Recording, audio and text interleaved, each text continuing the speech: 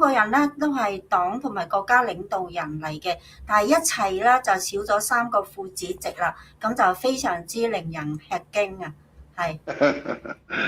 不過咧，政協嗰啲副主席咧權力就唔係好大嘅，因為成個政協咧就係一個花樽嚟嘅啫嘛，即係等啲啲中國人話我哋都好民主啊，我哋要聽咩非共產黨嘅人嘅意見啊，嗰啲叫政協啊嘛，政治協商委員會，即係佢哋唔係共產黨嘅人啊，大部分。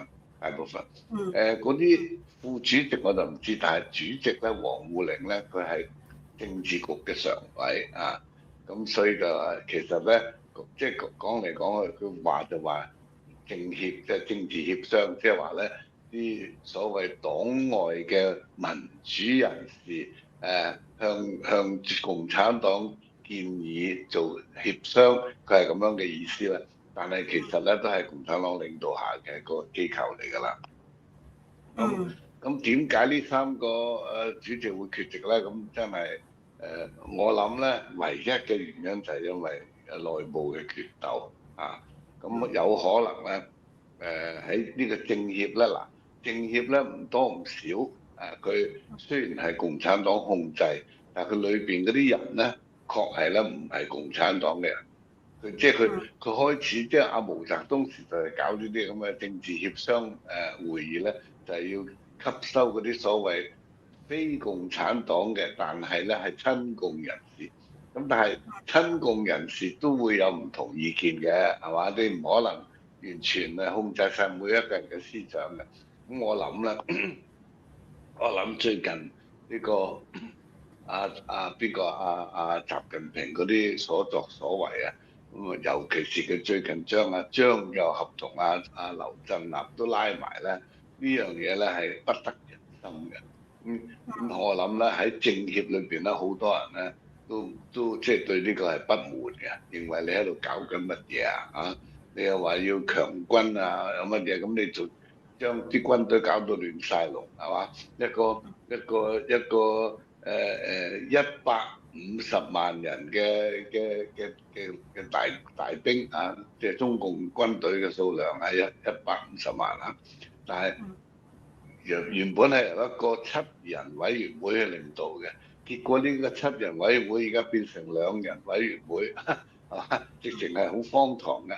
咁我諗咧，可能咧係政協嗰啲人咧，因為佢原本就已經唔係屬於共產黨㗎啦。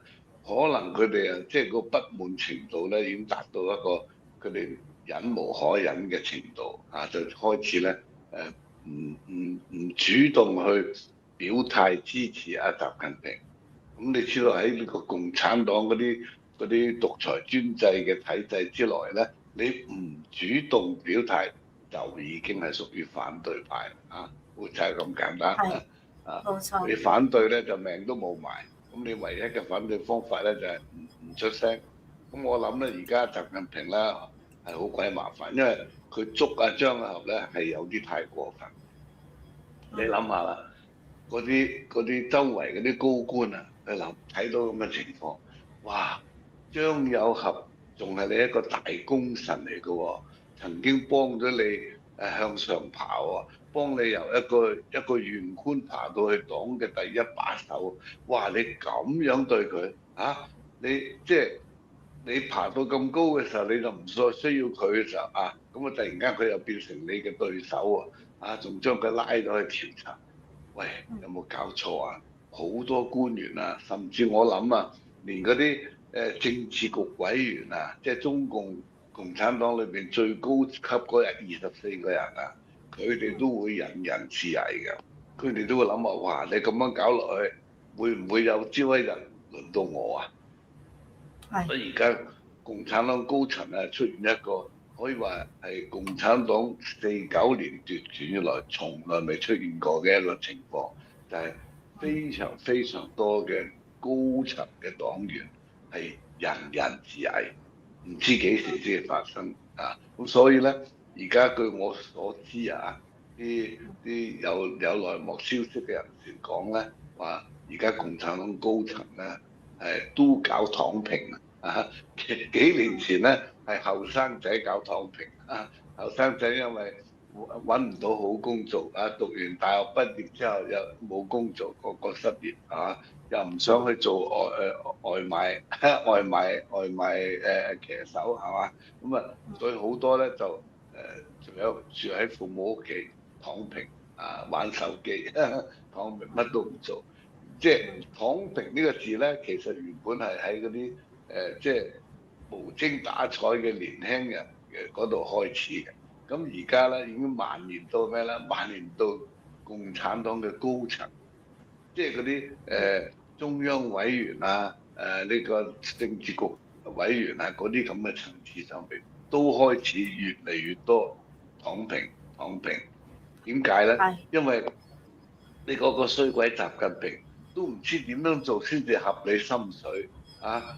今日又拉呢個，聽日又拉嗰個，哎呀〜少做事就少犯錯啊，所以能夠唔做事就唔做事，因為做咗事好容易俾人哋捉咗痛腳啊。咁所以咧，咁樣嘅國家，你話點樣係點會能夠係一個高效率嘅政府啊？所以而家共產黨啊都仲未打仗啊，佢自己黨內高層咧已經有啲潰不成軍嘅情況出現啦啊！所以而家共產黨。同時咧，中國國內嘅經濟係走緊下坡，係應該去搶救呢個經濟嘅時候，咁你諗下啦，即係等於一間屋就嚟冧啦啊！我哋應該要搶救呢間屋啊，邊度裂咗即刻趕快去修理，唔好等佢冧係嘛？結果大家躺平，咁你話死咧，咁即係話遲早咧就係好多人會係坐以待斃啦啊！我諗而家。中共嘅情況真係好，即係好薄弱啊！所以點解阿侵而家係開始大開殺戒？係。咁我哋睇下呢個伊朗嘅獨裁者啊，佢就係被擊斃啦。咁係咪亦都好快輪到中共咧？呢個中共都係好真係好危險啦，已經喺呢個倒台嘅邊緣啦，係咪咁啊？吳生有咁嘅風險，但係咧唔會咁快。點解咧？嗱，即係等於我當時有人問我，哇！而家阿侵搞掂咗呢個委內瑞拉嗰個馬杜羅係嘛？咁下一個可能會輪到呢個伊朗嘅咯。咁伊朗又出現呢個經濟危機啊！啲人民對佢嗰個經濟政策非常不滿啦。由於佢嘅錯誤政策咧，呢個伊朗嘅貨幣係越嚟越唔值錢。你嗰袋裏面有60蚊美金，你就可以買到100萬嘅伊朗錢。